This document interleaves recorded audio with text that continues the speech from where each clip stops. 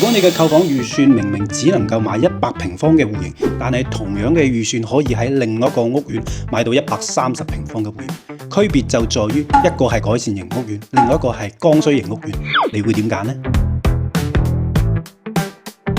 首先我哋嚟解釋下點為之改善型同剛需型。其實呢啲都係行業上嘅講法啫，目的係為咗區分物業嘅類型。相對應香港嘅房產術語，同樣都有咁樣嘅講法喎。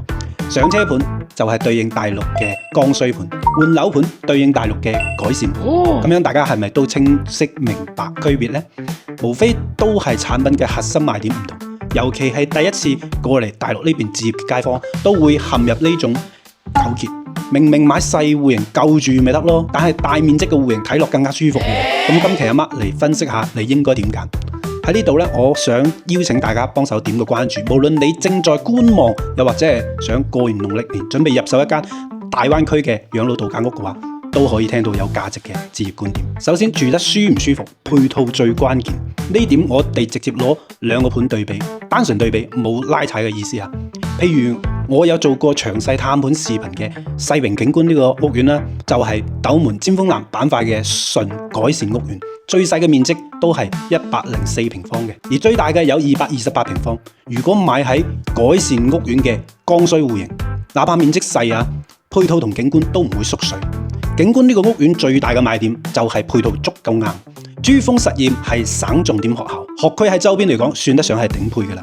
三甲醫院又喺項目嘅後邊，只要萬達廣場足夠旺，景觀就冇理由降價。所以要享受周邊嘅高級配套，小戶型係最高性價比嘅上車門檻。而另外一個新規住宅星豪湖山春曉屬於剛需型嘅屋苑，整體以塔樓高層建築為主嘅，最細嘅面積有89平方3房，最大嘅面積都不過係139平方4房。湖山春曉最大嘅賣點當然係價格足夠睇，而且得房率高。湖山春曉係成個區域最平嘅新規住宅，要雞肥又要雞輕稱，買到呢度咧可以得到越級嘅享受。當然佢配套就冇景觀咁好啦。對於冇學區需求而且有自駕條件嘅港澳客戶嚟講咧，呢度可以列入你嘅置業清單。